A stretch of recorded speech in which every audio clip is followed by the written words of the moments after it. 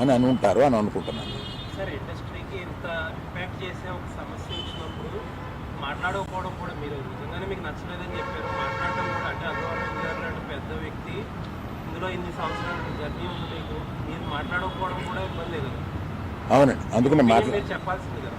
అవునండి, ఒక్క ఎగ్జిబిటర్స్ చెప్పకుండా టోటల్గా ఆంధ్రప్రదేశ్ చూడమని తెలంగాణకి చెబుదామని వచ్చాను ఇక్కడికి.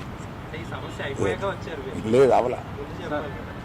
పవన్ గారు రిటర్న్ గిఫ్ట్స్ అని చెప్పారు, దానిపైన మీరు అభిప్రాయం? నిజమే కదండి, పవన్ కళ్యాణ్ గారు బాధపడింది 100% నిజం.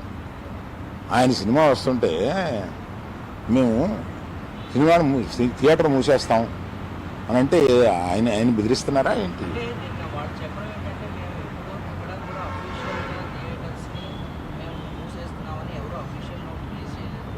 ఇది కేవలం ప్రచారం జరిగింది, దీనికే విచారణలో అయ్యి అని వాళ్ళు చెప్పడం జరుగుతుంది అక్కడ.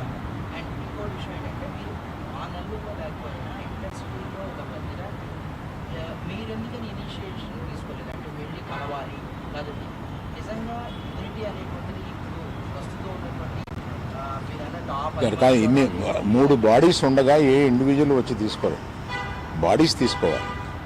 నేను కూడా వీటిలో యాక్టివ్గా లేను, కానీ నా సపోర్ట్ ఎక్కువ నాకు ఉంటుంది. ఏదైనా సమస్య వచ్చినప్పుడు నేను వెళ్తూ ఉంటాను, సపోర్టు నన్ను అడుగుతూ ఉంటారు. నా అభిప్రాయం వాళ్ళు నన్ను నిర్లక్ష్యం చేస్తారని కాదు,